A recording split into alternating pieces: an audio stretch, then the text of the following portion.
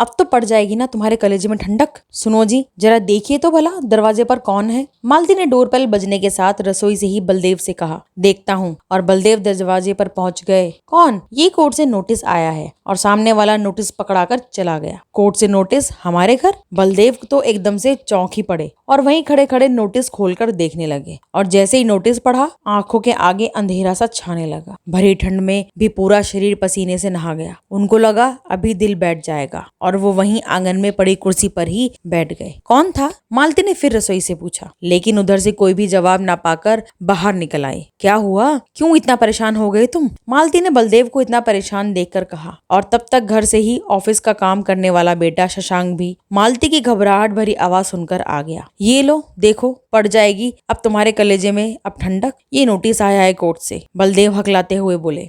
Notice आया है court से? और किसने भेजा? मालती भी एक बार को चौंक पड़ी। लो खुद ही पढ़कर देख लो। ये कहते हुए बलदेव ने मालती की तरफ नोटिस बढ़ा दिया। तुम ही पढ़कर बताओ कि आखिर इसमें ऐसा क्या लिखा है जो मेरे कलेजे में ठंडक पड़ने लगी, क्योंकि मैंने चश्मा नहीं लगा रखा। मालती तो अब सीरियस ही हो गई।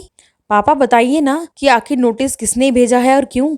अब तो शशांक से भी नहीं रहा जा रहा था। बेटा, सुरभि शशांक की पत्नी ने ये तलाक का नोटिस भेजा है। ये देख। बलदेव ने इस बार नोटिस शशांक की तरफ बढ़ा दिया। क्या पापा? अब तो शशांक को भी लगा कि जैसे उसके पैरों के तले जमीन खिसक जाएगी। हाँ बेटा, लेकिन पापा, सुरभि इतना बड़ा निर्णय कैसे ले सकती है?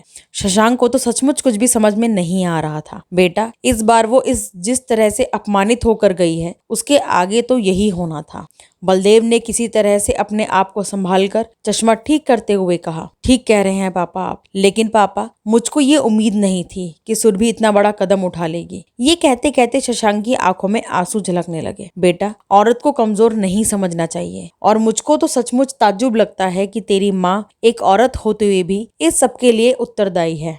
बलदेव ने हिकारत भरी दृष्टि से मालती की ओर ताक। लेकिन पापा, मैं सुरभि के बिना नहीं जी पाऊंगा। इतना कहकर शशांक आंखों में आंसू लिए अपने कमरे में वापस चला गया। मैं कह रहा हूँ ना कि अब तुम्हारे कलेजे में ठंडक पड़ गई होगी। तुमको बेटे की हालत दिखाई पड़ नहीं रही? जब से इस बार सुरभि इस घर से गई है, उसका हंसना मुस्कुराना सब जैसे समाप्त हो गया। यहाँ तक कि खाना भी वो अपने कमरे में ही बैठकर खा लेता है। पता नहीं खाता भी है या फेंक देता है। तुम भले उसकी हालत देखना नहीं चाह रही, लेकिन मुझसे उसके दिल का दर्द छुपा नहीं। बलदेव सचमुच बहुत नाराज नजर आ रहे थे। अब इसमें भी मेरी ही गलती निकाल दो। तुमको सुरभि की तो जैसे कोई गलती दिखाई नहीं पड़ती। हर बात को लेकर कितना ज्यादा बहस लड़ाती थी। इसी बात को लेकर उन दोनों में झगड़ा होता था। मालती इस बार बहुत तमक कर बोली। लेकिन मेरे हिसाब से तो 100% तुम्हारी ही गलती है। अब जब बेटी पराये घर से ब्याह कर इस घर में आई है, तो थोड़ी बहुत गलतियां तो होती ही रहती हैं। लेकिन जैसे ही शशांक ऑफिस से वापस आता था, तुम उसकी दिन भर की बातों को नमक मिर्च लगा लगा कर बताती थी। बस इसी बात को लेकर उन दोनों के बीच कहासुनी होती थी। शुरू शुरू में तो वो बेचारी कुछ बोलती ही नहीं थी, लेकिन तुम्ही ने उसको मुंह खोलने के लिए मजबूर किया। अरे भाई, जब कोई भी पेड़ पौधा या फसल एक जगह से निकाल कर दूसरी जगह रोप जाती है, तो कितनी ज्यादा संभाल करनी पड़ती है और ये धैर्य रखना पड़ता है। लेकिन अफसोस कि तुम एक स्त्री होकर भी दूसरी स्त्री का दर्द नहीं समझ पाती। तुमको तो बस उसकी गलतियां ही नजर आती थी। और इस बार तो सचमुच तुमने हद ही कर दी कि शशांक को भड़का भड़का कर उसके ऊपर हाथ उठाने के लिए विवश कर दिया। ये तो कहो, मैंने आगे बढ़कर शशांक का हाथ पकड़ लिया, वरना अनर्थ ही हो जाता। बताओ भला कि कौन लड़की इतने अपमान के बाद इस घर में रुकेगी? जरा सोचकर बताओ कि कभी मैंने तुम्हारे ऊपर भूले से एक बार भी हाथ उठाया? फिर तुमने शशांक को क्यों नहीं फटकारा उसके ऊपर हाथ उठाने के लिए? मेरे हिसाब से बहुत अच्छा किया सुरभि ने। अब बैठकर डफली बजाओ तुम माँ बेटे, जब सारे जात बिरादरी में हम लोगों की बदनामी होगी और हम लोग किसी से नजरें भी नहीं मिला पाएंगे। बलदेव ने अपनी आंखों में आए हुए आंसुओं को पोंछते हुए कहा। 1 मिनट, गलती मुझसे हुई है तो सुलझाऊंगी भी मैं। शायद मैंने बहुत बड़ी गलती की है, इसका प्रायश्चित तो मुझको करना ही होगा। मैं बहुत ज्यादा कुटिल हो गई सुरभि को लेकर, उसको हर पल नीचा दिखाना चाहा, लेकिन अब नहीं। आप गाड़ी निकालिए, हम लोग अभी के अभी सुरभि के पास चलते हैं। मालती अब तो बहुत ज्यादा पछताते हुए बोली। मैं तो बिल्कुल भी नहीं जाऊंगा, क्योंकि तुमने पहले कभी भी मेरा कहना नहीं माना, और जब ये परिस्थिति आ गई तो मेरे कंधे पर बंदूक रखकर चलाना चाह रही हो। क्या पता आज तुम इतना सोच रही हो, कल को फिर अपनी बातों से मुकर जाओगी। जाना है तो शशांक को लेकर जाओ। बलदेव ने साफ हाथ झटकते हुए कहा। प्लीज मेरी बात मान जाओ, भगवान भी एक गलती सुधारने का मौका देते हैं। मालती गिड़गिड़ाते हुए बोली। एक गलती नहीं, कई गलतियां। बलदेव फिर से झूमकर बोले। अच्छा, कई गलतियां सही, लेकिन आखिरी बार मेरा साथ दे दो, फिर अगर गलती करूं तो जो जी चाहे वो सजा दे देना। शायद मालती बहुत ज्यादा पश्चाताप की आग में जल रही थी, क्योंकि महसूस तो वो भी शशांक की हालत को कर रही थी। ठीक है, आखिरी बार, और वो भी तुम्हारे लिए नहीं, अपने बेटे के लिए, क्योंकि उसकी हालत मुझसे देखी नहीं जा रही। बलदेव सचमुच बेटे की हालत देखकर दुखित नजर आ रहे थे। ठीक है, और थोड़ी ही देर बाद वो लोग सुरभि के पास पहुंच गए। दरवाजा खोला सुरभि की मम्मी ने। समधन जी, हम लोग सुरभि को लेने के लिए आए हैं, मालती ने हाथ जोड़कर कहा। देखिए, हम इस मामले में आपकी कोई भी मदद नहीं कर सकते। आप लोग बैठिए, मैं सुरभि को यहीं पर भेजती हूँ।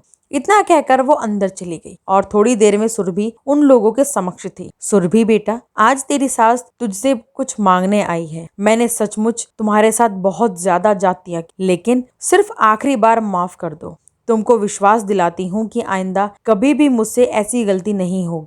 मालती तो सुरभि को सामने देखकर एकदम झटके से उठी और उसको पकड़कर रोने ही हो गई। लेकिन मम्मी जी, मुझको अब उस घर में रहना ही नहीं है जहाँ मेरी खुद की भावनाओं का कोई सम्मान नहीं। जो गलती मुझसे होती उसका भी दंड मुझको, और जो नहीं होती उसका भी दंड मुझको। आपने मुझको समझ क्या रखा है, एक लाचार बहू। अब वो जमाने बीत गए मम्मी जी, जब बहुएं रो धोकर अपनी जिंदगी ससुराल में काट लेती थी। सुरभि ने बेबाकी से अपनी बात रख। बेटा, बस आखिरी बार। मालती को अपनी गलती का एहसास बहुत अच्छी तरह से हो गया है, और जो पछतावा मैंने इसकी आंखों में देखा, उसको देखते हुए मैं तुमसे वादा कर सकता हूँ कि अब ये ऐसा कुछ भी नहीं करेगी। बलदेव को मजबूरी में ही सही मगर बोलना पड़ा। लेकिन पापा जी, शशांक क्यों नहीं आया? बल्कि शशांक को तो जरूर आना चाहिए था। सुरभि थोड़ा बिफरते हुए बोली। बेटा, शशांक बाहर गाड़ी में बैठा है, उसकी तो हिम्मत ही नहीं पड़ रही अंदर आने की। जब से उसने तलाक का नाम सुना है, तब से एकदम गुमसुम सा हो गया है। मैं अभी उसको जबरदस्ती बुलाकर लाता हूँ। बलदेव बाहर जाकर शशांक को बुला लाए। प्लीज सुरभि, मुझको माफ कर दो। मैंने बहुत ही गलत किया तुम्हारे साथ, लेकिन मैं कसम खाकर कहता हूँ कि आज के बाद अगर धोखे से भी मुझसे कोई गलती हो तो तुम एक पल भी देर किए बिना मुझको हमेशा हमेशा के लिए छोड़कर